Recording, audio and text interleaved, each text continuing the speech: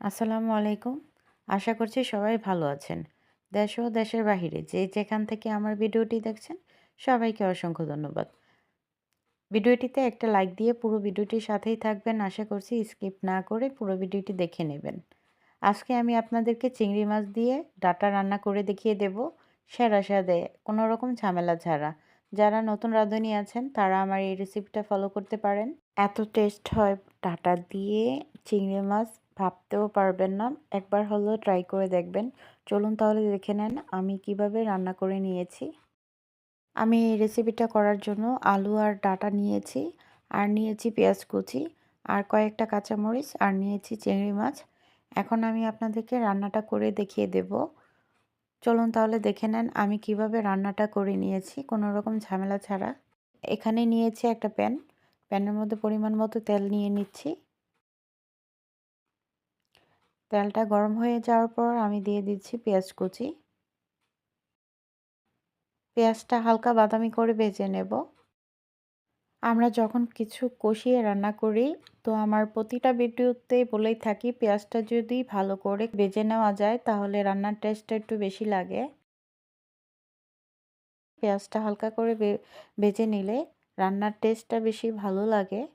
তাই আমি কিন্তু এভাবেই করেই রান্না করে থাকি। আর দিয়ে দিচ্ছি স্বাদ মতো লবণ। এখন আমি পেঁয়াজটা ভালো করে ভেজে নেব।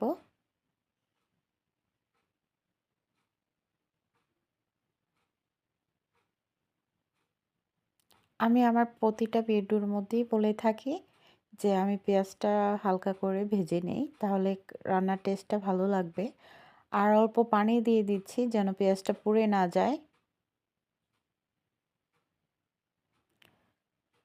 এখন দিয়ে দেব হলুদ গুঁড়া 2 চা চামচ। যারা আমার ভিডিওটি দেখছেন এখন পর্যন্ত একটি লাইক দিতে ভুলে গিয়েছেন, প্লিজ একটা লাইক দিয়ে আমার ভিডিওটির সাথেই থাকবেন। আর দিয়ে দিচ্ছি 1 চা চামচ মরিচ গুঁড়া। আর দিয়ে দিচ্ছি 1/2 চা চামচ ধনিয়া গুঁড়া। এখন আমি ভালো করে কষিয়ে নেব।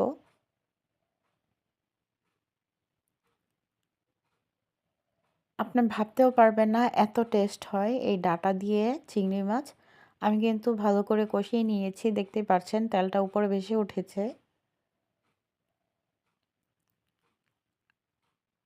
রান্নার মেন টেস্ট হয়েছে মশলা কষানোর উপর ডিপেন্ড করে। দেখতেই পাচ্ছেন আমি মশলা ভালো করে কষিয়ে নিয়েছি। এখন আমি চিংড়ি মাছগুলো কষিয়ে নেব।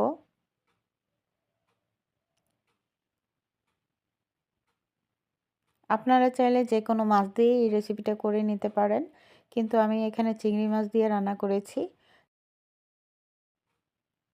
রান্নার টেস্টটা একটু ব্যতিক্রম লেগেছে, অনেক টেস্ট হয়েছে। রান্নার সাথে সাথে রান্নাটা চেটেপুটে খেয়ে নিয়েছে। তো এখন আমি ডাঁটাগুলো ভালো করে কষিয়ে নেব। আর এখানে একটা আমি আলুও দিয়েছি ডাঁটার সাথে, যেন রান্নার টেস্টটা বেশি লাগে। আমি এখন ডাঁটা আর আলু একসাথে কষিয়ে নিচ্ছি। দেখতেই পাচ্ছেন আমি কিন্তু দাপে দাপে কষিয়ে নিচ্ছি।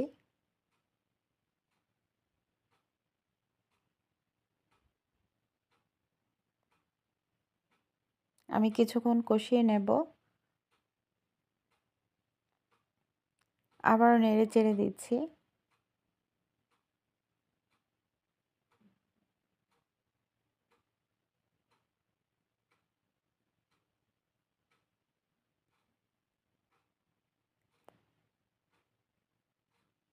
কষানো শেষ পর্যায়ে এখন আমি পানি দিয়ে দিয়েছি।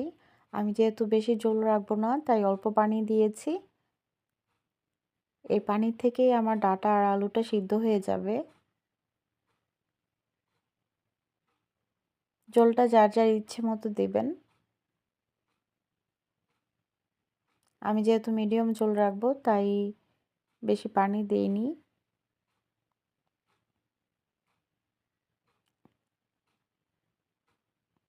আমি কিন্তু আরও 5 মিনিট জাল করে নিয়েছি পানি দেওয়ার পর।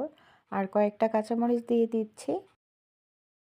দেখতেই পাচ্ছেন কালারটা কত সুন্দর এসেছে এবং খেতে অনেক টেস্ট হয়েছে, অনেক লোভনীয় হয়েছে, দেখতেই বোঝা যাচ্ছে। যারা এখন পর্যন্ত আমার ভিডিওটি লাইক দেননি তারা একটা লাইক দিয়ে আমার ভিডিওটির সাথেই থাকবেন। আর এখন আমি পরিবেশন করে দেখিয়ে দিচ্ছি কতটা লোভনীয় হয়েছে। দেখতেই পাচ্ছেন কতটা লোভনীয় হয়েছে। আমার এই রেসিপিটা আপনাদের কাছে কেমন লেগেছে কমেন্টে জানিয়ে যাবেন। ভালো লেগে থাকলে লাইক, কমেন্ট, শেয়ার করে পাশে থাকবেন। চ্যানেলে নতুন হয়ে থাকলে চ্যানেলটি সাবস্ক্রাইব করে পাশে থাকা বেল বাটনটা অন করে দিবেন, যেন নতুন নতুন ভিডিও ছাড়ার সাথে সাথে আপনাদের কাছে নোটিফিকেশন চলে যায়। আর যারা অলরেডি চ্যানেলটা সাবস্ক্রাইব করে দিয়েছেন তাদেরকে অসংখ্য ধন্যবাদ। পুরো ভিডিওটির সাথে থাকার জন্য সবাইকে ধন্যবাদ। এভাবে করে সবসময় আমার পাশে থাকবেন। সবাই ভালো থাকবেন, সুস্থ থাকবেন। আজকে এই পর্যন্ত। আল্লাহ হাফেজ।